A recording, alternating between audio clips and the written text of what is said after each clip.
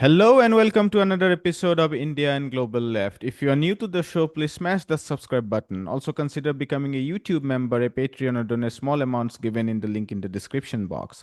But the least you could do is to watch the show, like, share, and comment. Without further ado, let me welcome our guest tonight, Professor Mohammad Marandi. Professor Mohammad Marandi teaches at the University of Tehran. Professor Marandi, welcome back to India and Global Left.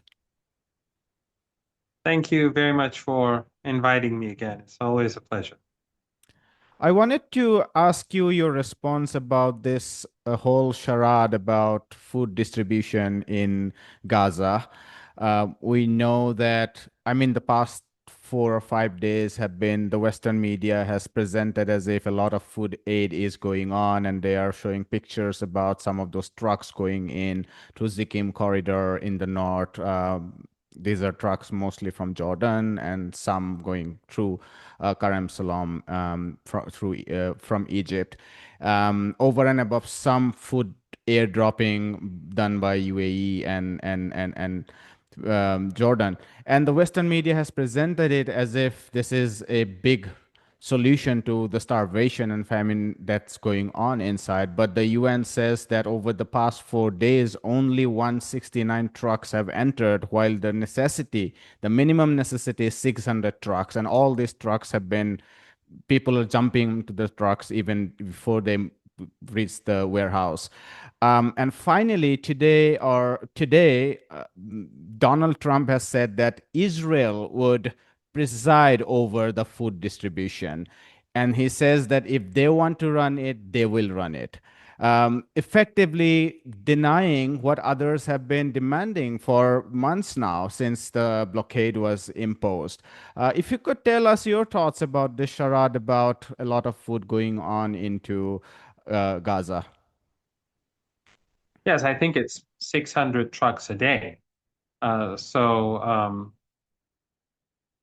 what has been sent to Gaza over the last few days is Yeah, four really days. nothing. 269 in And 4 days. Trump obviously is assisting Netanyahu in the Holocaust. There is no other way to frame this. The United States and the Israeli regime are partners in this genocide, and they are working hard to exterminate the Palestinian people. There's no other way to interpret this. Western media is complicit, even those that are supportive of Trump's opponents in the political establishment when it comes to foreign policy. They are one and the same. We saw that with the genocidal strikes on Lebanon, the genocidal strikes on Yemen, the war against Iran. When it comes to the Israeli regime, they're all on the same page. And so Western media has been desperately trying to downplay the catastrophe that we're seeing unfold in Gaza.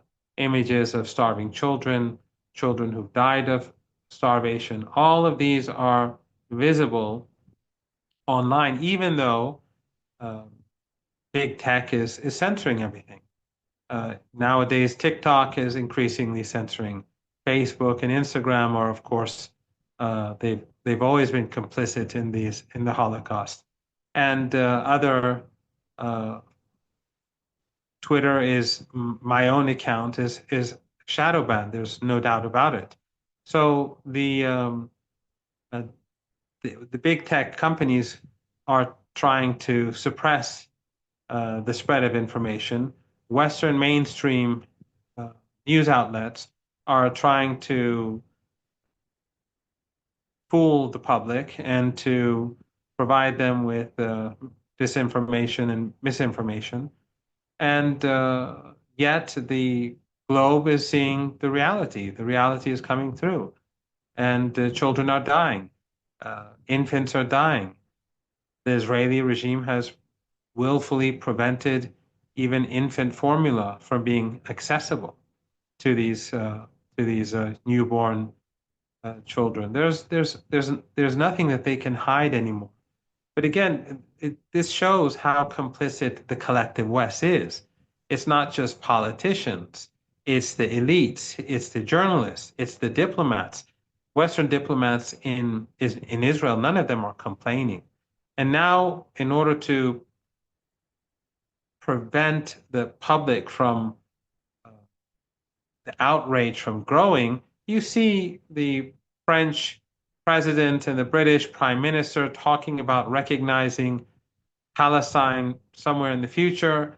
That's basically allowing the Israeli regime to continue with the genocide for the time being and to finish the job. How despicable it is for Steve Witkoff, the envoy for in U.S. envoy in the Middle East, and who has been having spearheading these negotiations in Doha between. I mean, these are called off now, but the ceasefire negotiations between Israel and Hamas is visiting Israel, according to some media reports, shortly to investigate whether enough food is going into Gaza or not. He is reportedly he will go to those four sites where the Gaza humanitarian foundations and the IDF are shooting at people because the crowd is apparently just too much. And there are so many reports on that. Anthony Agulier, the U.S. veterans report, is just so shocking. There are Liz Elok, the president of the Medicaid protection association. She wrote a horrible report. I mean, she wrote a such it's shocking report when she visited Gaza City, and yet the United States, which has all this information of the world, he has to go there to check if enough food is going into Gaza or not.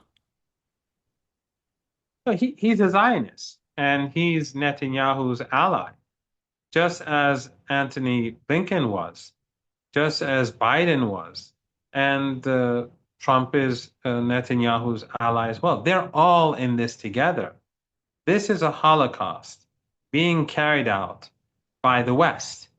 It's not the United States. It's not the Israeli regime. It's not the UK. It's not Canada.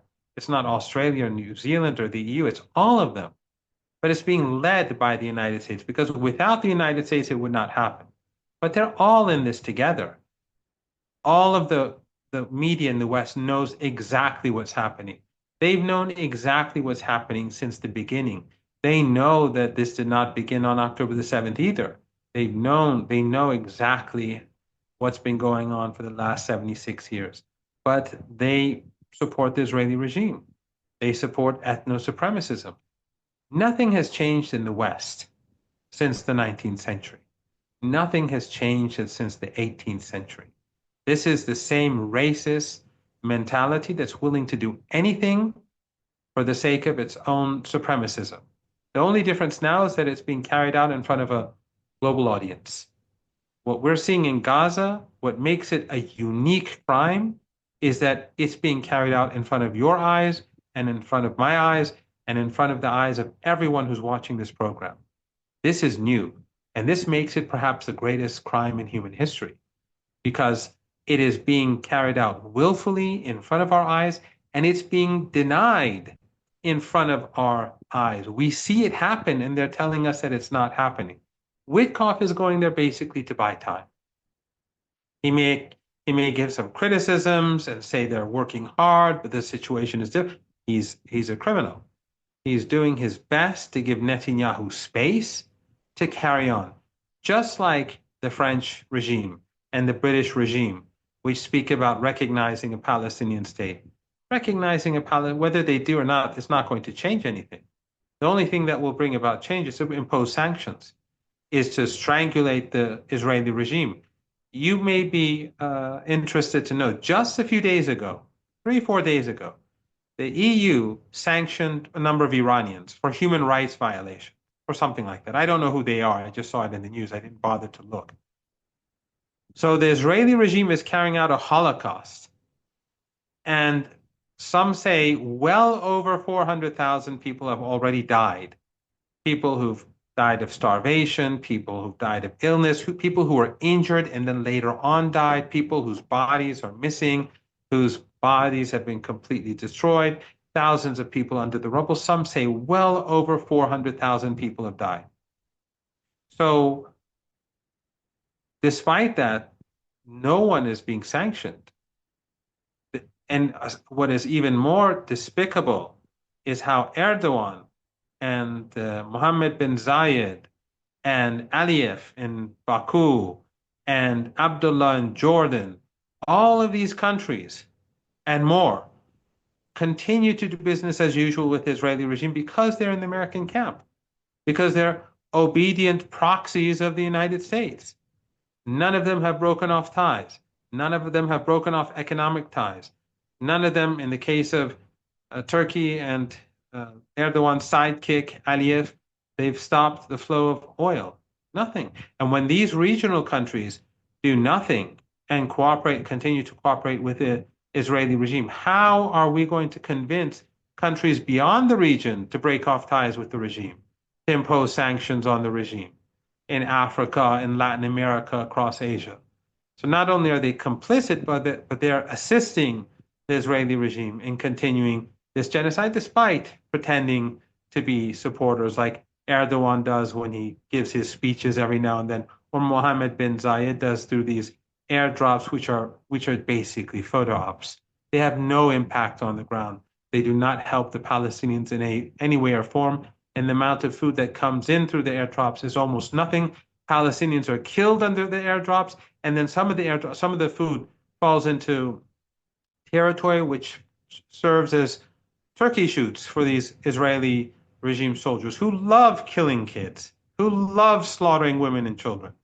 We see it all the times. Just today, I retweeted a clip where they gun down a child from far. A sniper shoots his child, and then everyone they cheer for him. They cheer him on, saying it was incredible that you could kill that kid from so far, so far away.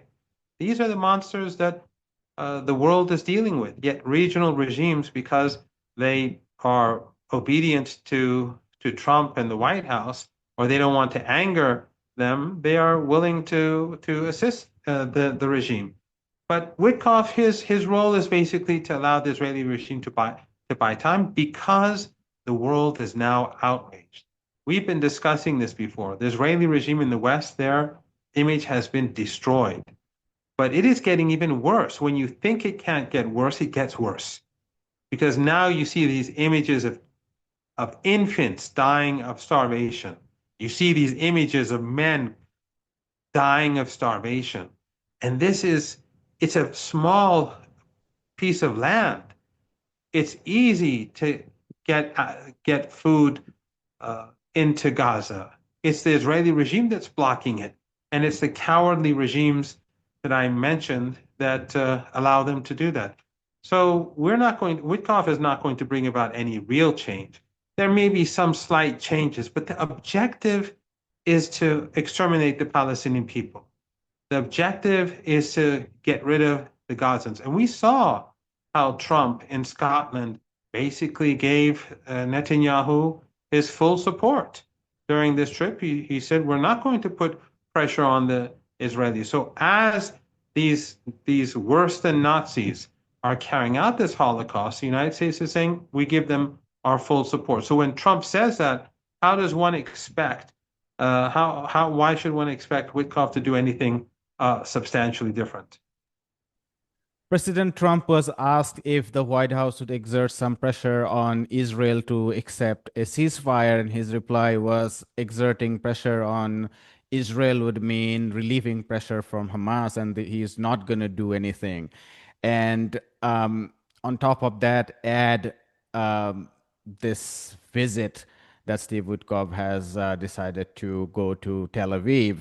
And finally, I also wanted to add that all these talks about ceasefire, it has nothing, at least, I mean, we don't know the details, but at least to the extent that media is reporting it, it's not talking about the IDF leaving Gaza. It's not talking about a permanent ceasefire, let alone all the long-standing issues. But at least to begin with, if there has to be a reconstruction, the first two steps should be not just a permanent ceasefire, but the idea of withdrawing from Gaza. Instead, what they are saying is this narrow focus on hostage and prisoner exchange, and this small window of 40 days, 60 days, and then they're lying. They're filibustering every other day. 4 days ago, Washington said that talks are over. Hamas is not accepting the release of hostages. Then yesterday, Marco Rubio said that we are very close to a ceasefire. And then today we hear reports about Steve Witkoff going to Tel Aviv.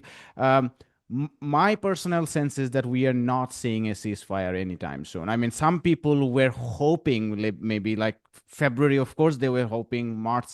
It was torn apart by Israel, but then even a month later, people are hoping that Washington might force Israel into signing a ceasefire. I think there is no ceasefire in the coming months. What's your sense of that? The only thing that can bring about a ceasefire is for the Israeli regime to see that this is destroying the regime, and for the Americans to see that the price that they are paying is too high. The Israeli regime is too corrupt and too morally bankrupt to really care at this stage. They don't care.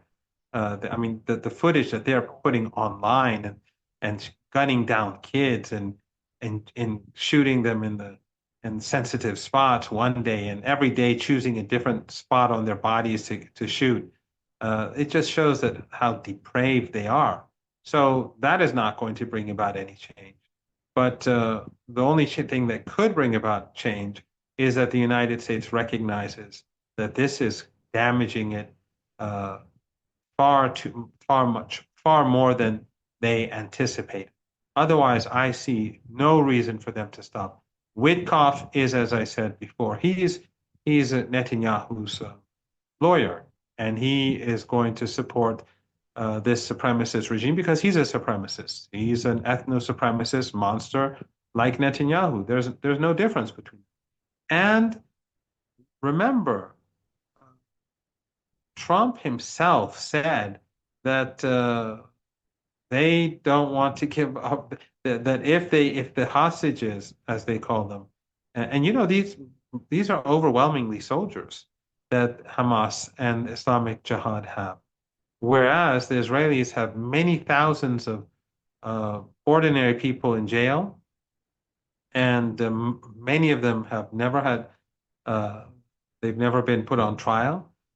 They have minors in jail, and even many of the people who were freed in the previous hostage exchange, they've been rearrested. Just over the last 3, 4 days, a number of Palestinians have been rearrested. Those who were supposed to be free based on the previous agreement, they're being rearrested. So Wetkoff is not complaining about that. As I said, the United States, and what Trump was basically saying is that if there were no hostages, then they would overrun Gaza more swiftly. So the objective is to exterminate the Palestinian people. They just want to take these 20 or so hostages or prisoners and then do it. But it's interesting how Trump cares about 20 hostages and he's willing to starve hundreds of thousands of people and kill hundreds of thousands of people for those 20 people. That just shows how racist, how ugly, and how morally bankrupt the collective West is. I am, as you know, have always been a critic of the United States. I've always believed that the United States has has been a force of evil on this planet.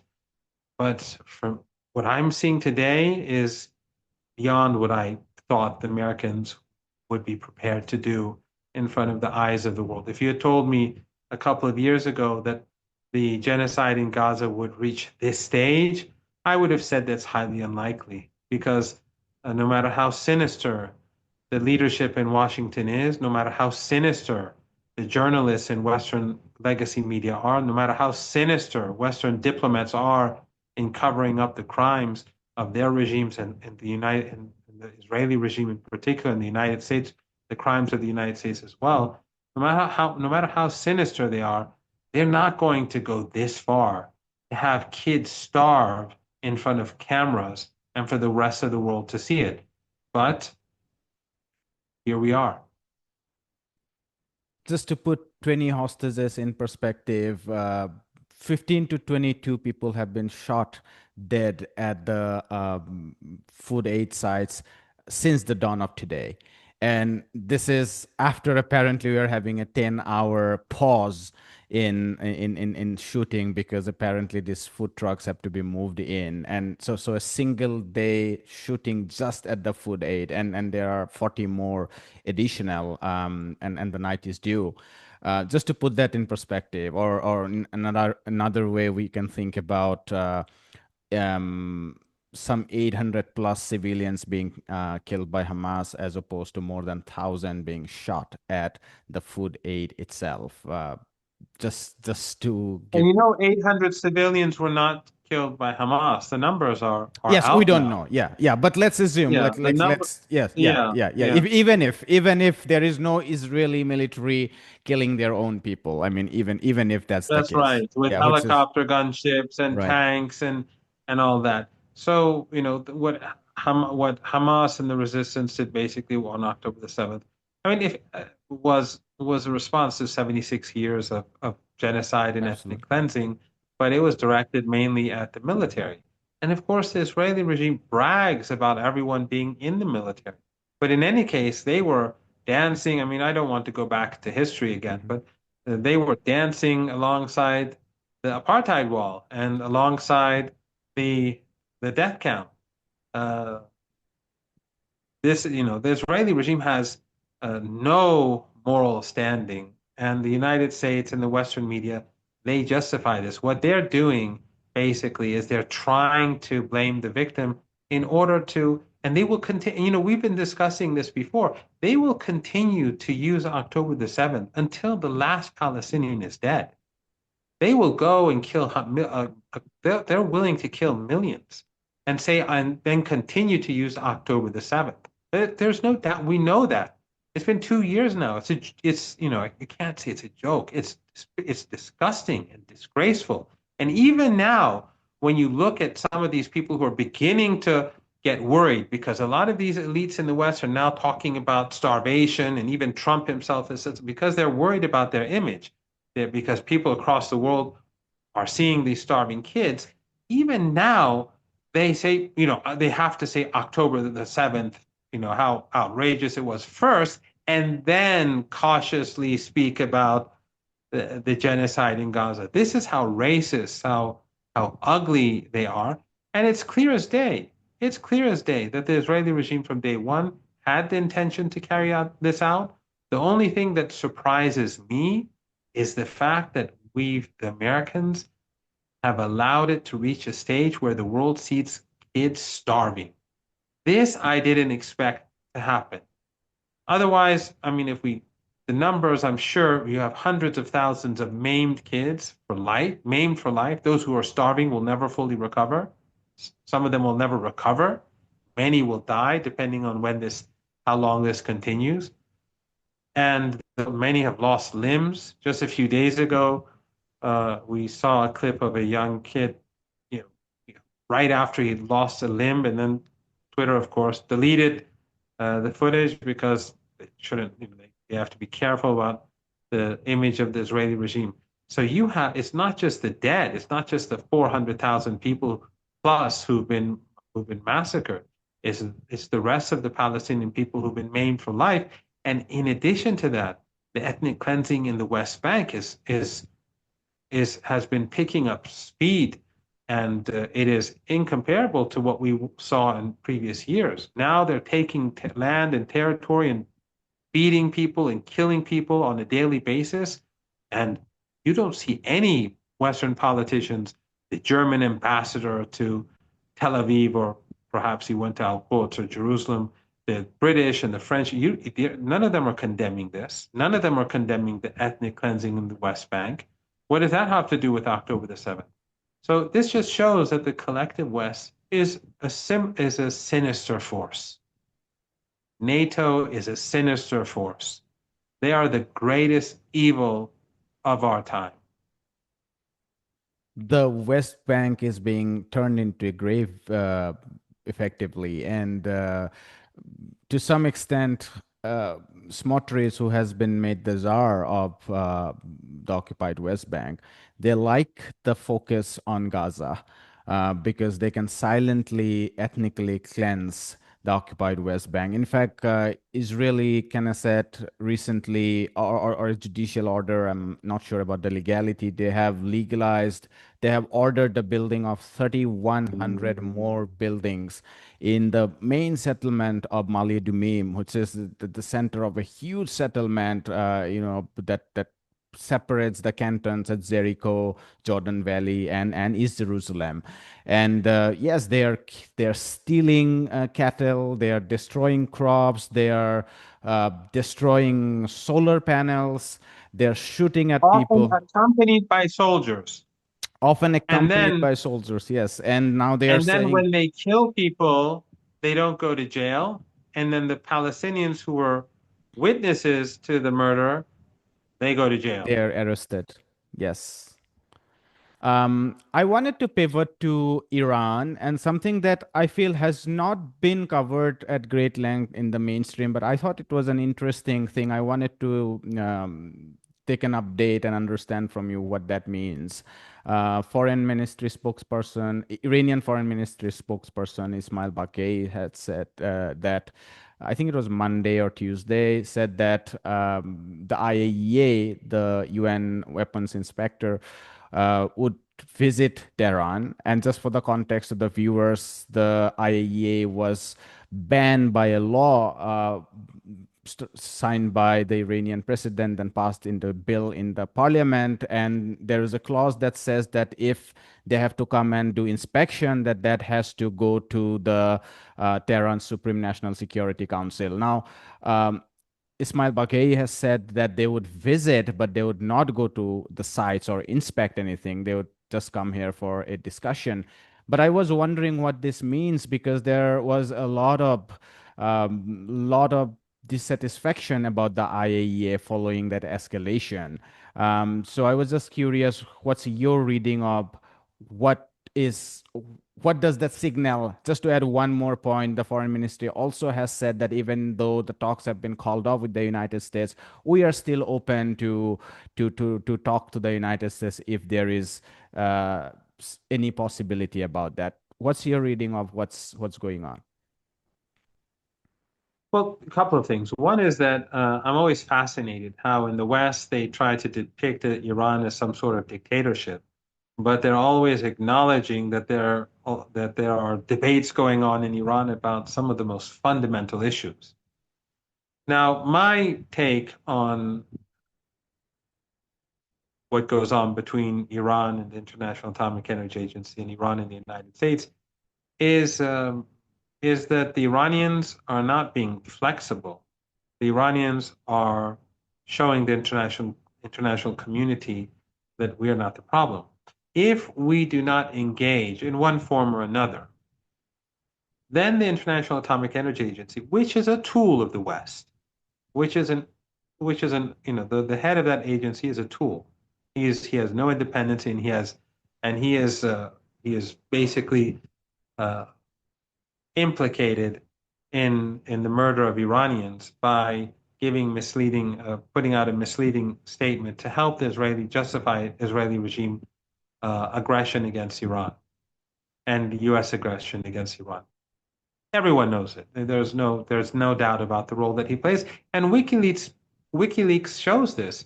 Amano, his predecessor, when he wanted to become the head of the organization, he told the Americans that, look, you vote for me, you put me in power, I will be with you on all the key issues.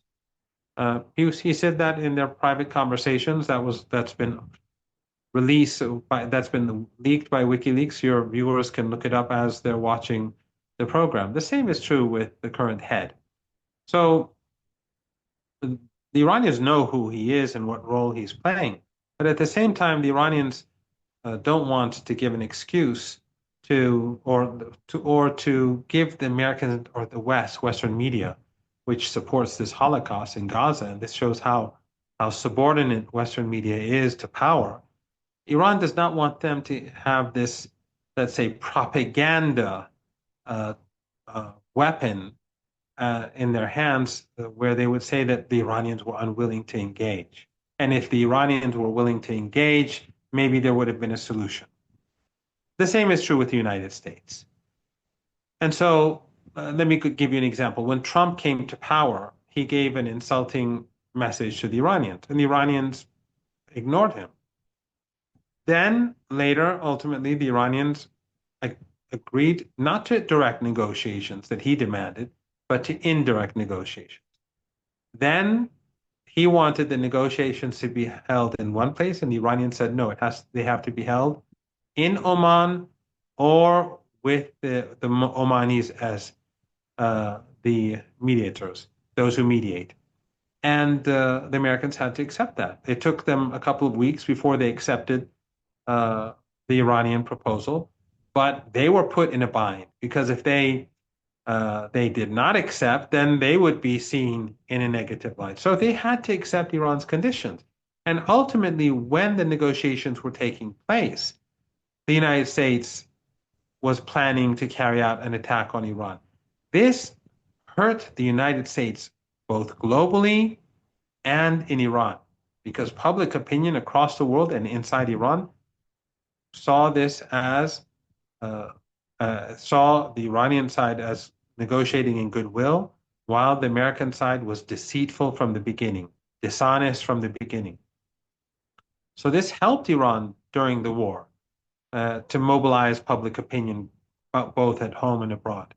So for the International Atomic Energy Agency officials or inspectors to come to Tehran to negotiate, it's really no different from negotiating in a third country or in Vienna. There's no difference. They're not going to see any of the installations. But it does show that Iran is willing to talk. And, even though they won't be seeing any sites, they'll have arrived in Tehran. So I think it's a smart move. It does not violate the law. I don't think there's any need for the Supreme National Security Council to give any permission in this regard because they will not be seeing any sites, although I don't know the details. But again, it's like negotiating with Americans. I don't think with the Americans, the Iranians are going to be, I'm absolutely certain that the Iranians are not going to be flexible about nuclear enrichment. That is off the table. And whether Trump likes it or not, Iran will enrich uranium. And the only difference now, in my opinion, is that Iran is in a stronger position because A, it won the war. There's no doubt about that. B, Iran has nuclear ambiguity now, thanks to the Americans. This is the doing of Trump. Because of Trump, Iran kicked out the IAEA. Now they don't know what's going on in Iran, and the Iranians are going to leave it that way. And if the West goes further, Iran will leave the NPT. If they push very hard, Iran will quit the NPT altogether, and then they'll find it even more difficult. For the Iranians, it's not difficult at all to enrich uranium. All of these new centrifuges, they're Iranian. The technology is Iranian. The industrial infrastructure to build them is Iranian. The scientists are Iranian, and they can do it anywhere. They don't need a lot of space. They can find a place to enrich uranium even further. So I think the Americans have made a catastrophic mistake. The Zionist regime, of course, is too foolish and ignorant to recognize what is a mistake. They're so blind by their viciousness.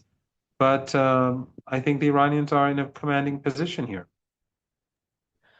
I wanted to have your response on one line of analysis that some experts are doing. They're saying that the Americans were reluctant to even bomb Iran, and the thesis is that the main policy in West Asia is to strike something like an Abraham Accord, and to even include now Syria and, if possible, Lebanon.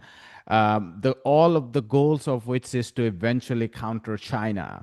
And there will be some kind of trade, investment, and so economic and geostrategic component to that. And Turkey would be indirectly pulled into that. But in all this equation, um, picking up a fight with Iran is a distraction. So even if Iran would be in that fold of China and Russia, but segments of the American ruling elites think that to pick a fight against Iran is a distraction against our ultimate fight against China. Now, of course, there is the Zionist lobby and so on, which keeps dragging it. That's a line of analysis. And that line of analysis says that there might be some signals that the Americans are sending to the Iranians that probably we don't want to pick up a fight. Let's negotiate and come to the negotiating table and do a deal.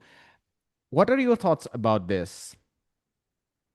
Well, there's no doubt that the Russians and the Chinese need a strong Iran, just as Iran needs Russia to be strong and China to be strong. And all three countries need the other two to be strong because any success by the regime in Washington only encourages further aggression. That's how the United States and the West behaves. But this whole policy is actually uh, very dangerous for Western hegemony in the region because not only is the United States on the decline, not only is it overstretched, not only is it despised across the world, but the outrage that we're seeing in the region is reaching a very dangerous level for these proxies. Remember, none except for Turkey, which has elections. Um, all of these are dictatorships. None of these regimes reflect the will of the people. And Erdogan, of course, he manipulates the people. He's a NATO ally. He's in the American camp. He has done more for the Israeli regime in the last 2 years than any other leader in this region. He has helped. They've been working in parallel uh, to weaken the resistance. Erdogan wants his piece of the cake. He wants his mini Ottoman Empire in northern Lebanon, much of Syria, northern Iraq, and the Caucasus. And he doesn't care at all about the Palestinian people. His problem, of course, is the border between the Israeli regime, Greater Israel, and Turkey. And we saw how by bringing Al Qaeda and ISIS to power in Syria, how since that happened, he's been trying to build bridges between Al Qaeda and Al-Shara and Netanyahu. And we see how Netanyahu's always had the upper hand, even though Al-Shara says our only enemy is Iran and Hezbollah. He keeps saying that to Netanyahu, sending him messages to say that look, we're friends, even though he's kissed the ring, even though they've been negotiating time after time. But we saw how the Israelis hammered Al Qaeda and ISIS when they approached the southern territories near Palestine. And there was no misunderstanding, by the way. That is all nonsense. They were negotiating in detail. They basically wanted to teach Jolani and his people a lesson that who's the master, who's the slave, and who's the master. And Erdogan did nothing about it because Erdogan is not going to confront the Israeli regime. He is a part of NATO. He is in Trump's camp. He's in, everything is clear now.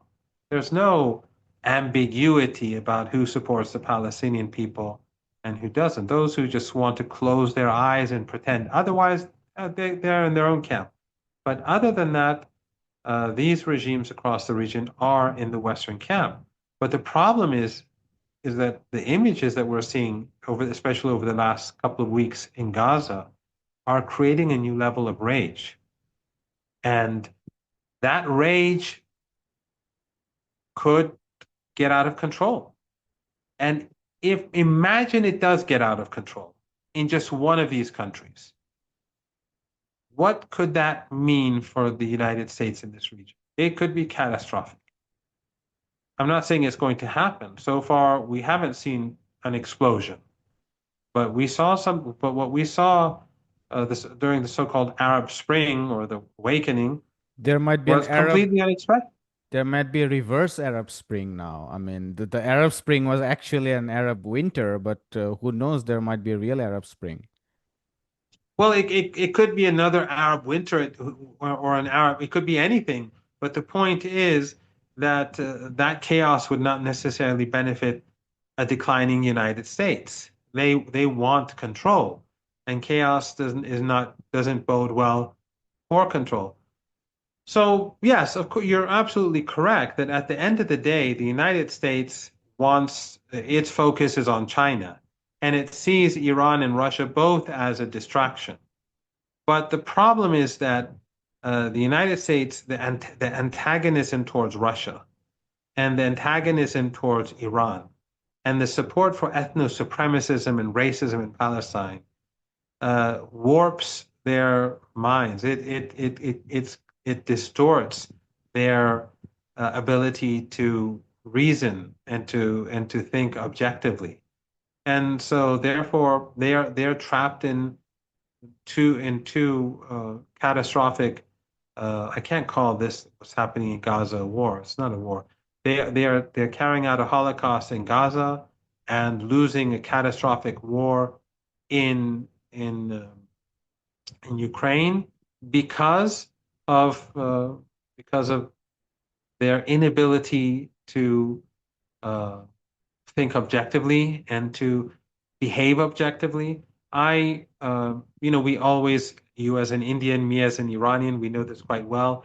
Historically, these Western scholars and historians would like to say the Orientals are emotional and they're in the West they're rational.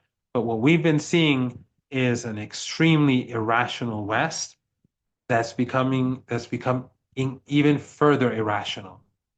And that is bringing down the empire faster than ever before. And the Chinese are playing it smart.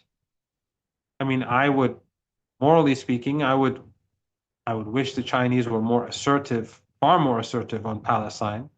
But beyond that, the Chinese, they're not engaging in wars. They're trying to fix their own problems at home. They're dealing with economic warfare that the Americans are carrying out. But what are the Americans doing? They're waging war against their own allies. They are even bringing the Europeans to their knees, the Canadians to their knees, tomorrow the Mexicans to their knees. We saw what they did to the Japanese. They're completely ruthless, and at the same time, they're carrying out multiple wars and bringing about genocide.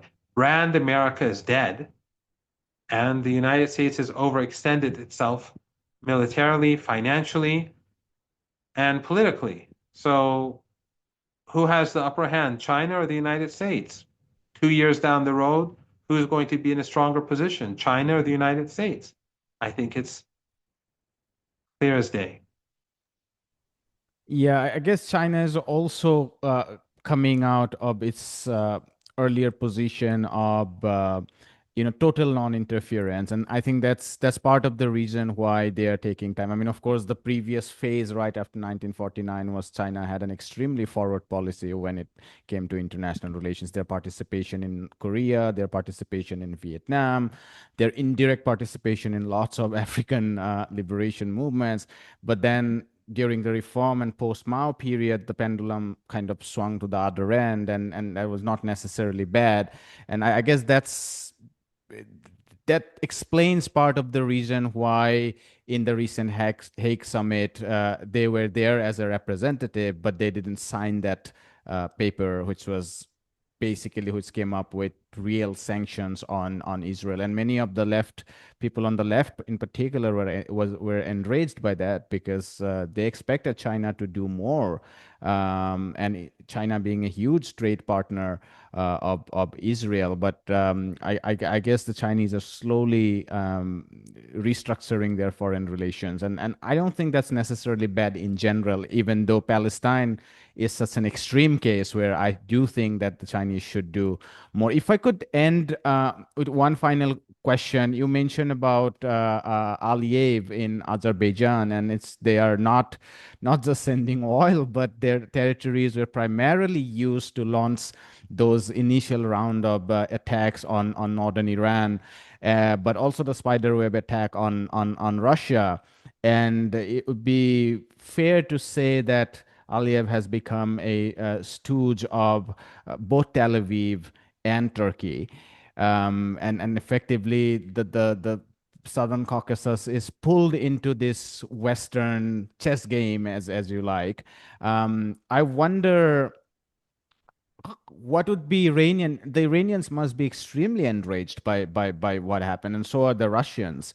And if I could add that even Indians were not enraged, but they do have a stake in that. They won't want the Zangezur corridor to go out of the influence of Iran because of the Sabahar port, which has a northern link to that. And there is some sort of a larger restructuring happening in India. I mean, it's a bit early to say, but I can tell you that the kind of strides that have happened recently with China from the Indian side is just, I didn't imagine. I mean, I follow China very closely. I also follow India, but I was not expecting relations to be normalized so rapidly, particularly just a month after that escalation between India and Pakistan, where the Chinese side helped Pakistan very directly. I think part of the reason is because how the United States is arm twisting India. And just now, as we speak, the reports have come out that the Indians have been arm twisted into 26% tariff while they were expecting much less.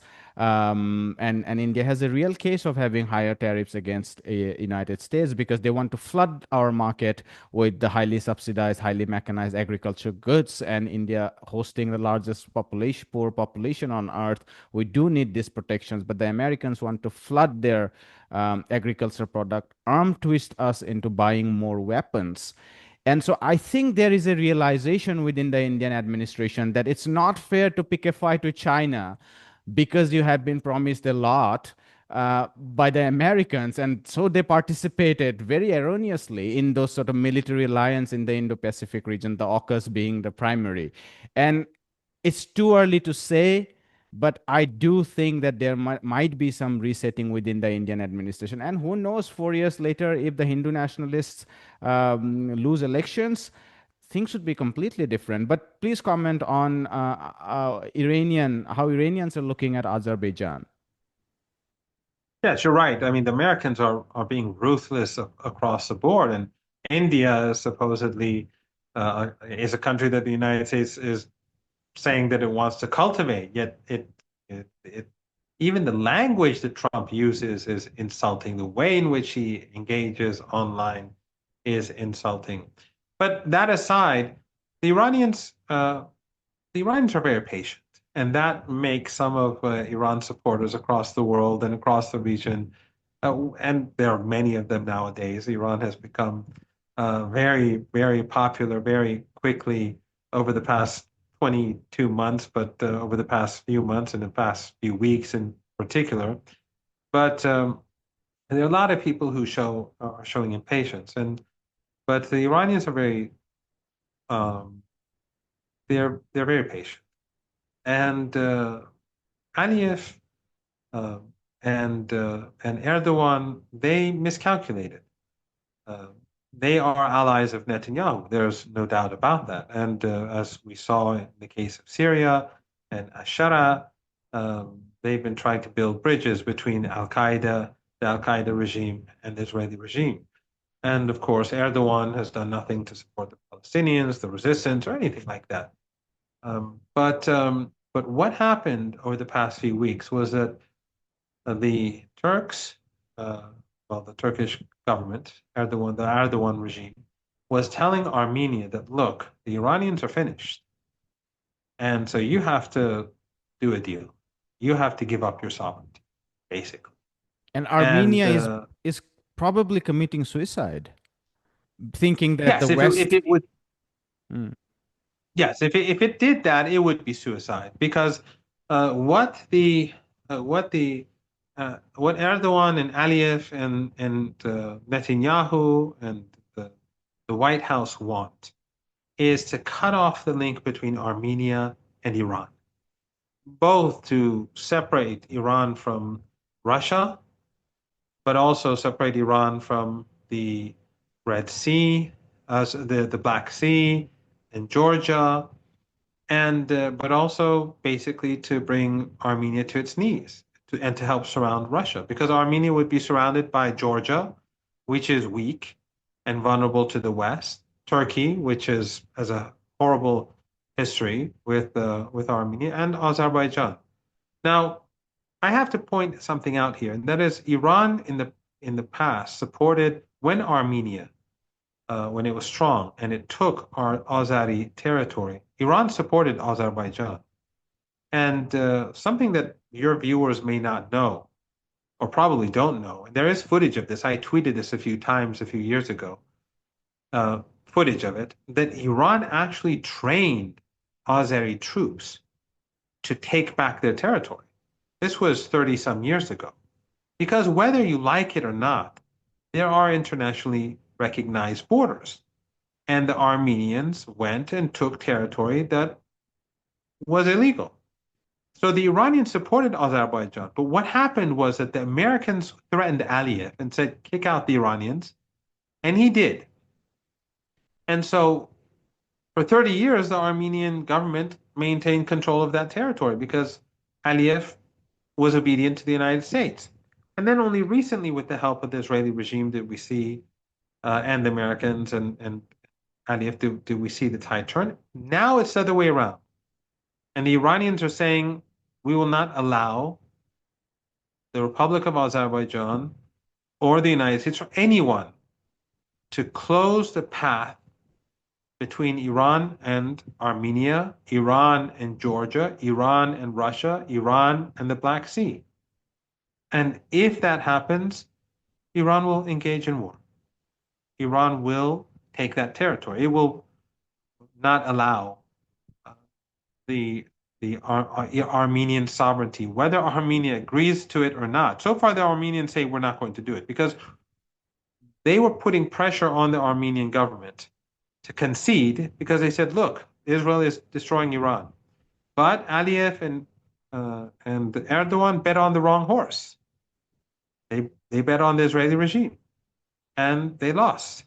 So now Iran is stronger than before, and Armenia feels more confident about its position.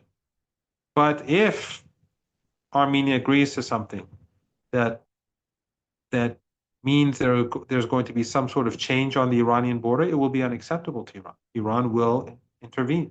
There's no doubt about that. So Armenia for Iran, Armenian borders are a red line. If the Armenians want to have a highway between Azerbaijan, the Republic of Azerbaijan, and Turkey, Iran doesn't care. But if there are going to be troops, American troops, or anyone standing there and impeding or controlling Iranian traffic, that means Armenian sovereignty has been undermined. That will be the red line. So a highway, no one cares. If Iraq is developing a north-south corridor of its own from the Persian Gulf to Turkey and, potentially to Syria. Iran is not going to complain about that. It has the right to do so. So maybe tomorrow goods that today go from Iran to Iraq to Syria, or, Syria now, of course, has fallen apart, but through Turkey, now they can go directly from Iraq to Turkey or from Iraq to the Mediterranean. Sure, Iran would like it to go through Iranian territory, but if Iraq has every right to have its own corridor, we cannot intervene. Armenia, if it comes to some sort of agreement with Azerbaijan and Turkey to have some sort of corridor, or for the two parts of Azerbaijan to have links through Armenia, through some highway that is controlled by the Armenian government, that is not an issue for Iran. But if, again, I'm stressing this for the third time because there's a lot of talk online about this. If Armenian sovereignty is in any way or form undermined, that is a red line that's been crossed. That won't be tolerated. And I think after the war with the Israeli regime, uh, Aliyev will take this probably more seriously. And of course, he's in a lot of trouble with the Russians already. Anyway, there is, I have been told, and I don't know how true this is, but I've been told that the Russians, they bombed two refineries in Ukraine that were effectively using oil from the Republic of Azerbaijan, and that they were owned by Aliyev. And the third, I think, was also in Ukraine. That was in Odessa. That too was bombed by the Russians. And the refinery in Odessa, I've been told, was to export some of their oil to Israel from the black. So I don't know how true this is, but the source that told me this is a pretty credible person. So, but in any case, it's clear that the Russians and Aliyev have problems. So Aliyev should look at the map and recognize that he is not in a commanding position. Yeah, I guess Armenia confuses me much more because it's it knows that Turkey would stand behind more strongly behind Azerbaijan. I mean, that's what they did during the clash in Nagorno-Karabakh, and I don't know when it's Armenia is relying on Well, it's whom. not just Turkey. It's not. Look, it's an alliance. We people have to understand this. Aliyev, Erdogan, Netanyahu, and the White House, they're allies. So throw the rhetoric out the window. You know, every now and then Erdogan says something nasty about Netanyahu. Erdogan, till this moment, has done nothing to hurt the Israeli regime. Yeah, The no, oil goes. I was coming to that. But my point was that it must be the United States who is playing the larger role Definitely. to bring Pashinyan into the fold. But I think he must remember Georgia because Georgia was thinking that the West would come to its support. And 2008 happens, and no one came to its support. No one couldn't come No to its one. support. And this is something that Aliyev has to understand, that if there is conflict, what are the Americans going to do for him? Georgia was overrun, and it was ridiculous what happened. And we saw the president chewing his uh, tie on live television. Uh, his stupidity in provoking the Russians led to parts of Georgia being taken from the country by the Russians. And he only had himself to blame. So yes, Aliyev is not in a strong position, but the driving force is without a doubt the United States because they want their alternative corridor, but they Absolutely. also, for the sake of the Israeli regime, want to surround Iran because Iran is the most Correct. important player and the most important ally in the alliance of the axis of resistance. So, but the United States wants a corridor to undermine the uh, Belt and Road Initiative, and it wants to Surround surround Iran. Iran. And of course, the Europeans are their poodles, as we saw them bend the knee just a couple of days ago.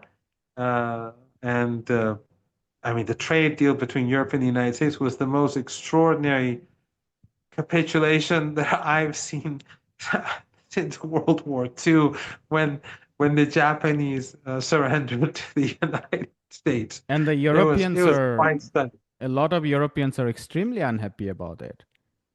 of course. And I don't know if this is actually going to happen because this will bring down European governments. This is going to devastate. I mean, look, the Europeans, they've cut off ties with the Russians. No more cheap energy. Right. During the nuclear negotiations with the Iranians, I was in Vienna back then. I was telling the Europeans in my private conversations that, look, you're in trouble. You're at war with the Russians. You've cut off your economic links. You no longer have Russian oil and gas. You need our oil and gas. Do a deal. Your winter is coming, and this winter is going to last many years. But they, because they're weak-willed and they wouldn't push the Americans to do anything that the Americans didn't want to do, ultimately they reached the final stage. But Biden said no, and the Europeans were left without Iranian energy. So the Europeans have no Iranian energy, no Russian energy. Now they're completely dependent on American energy, Yeah. which is going to be very expensive.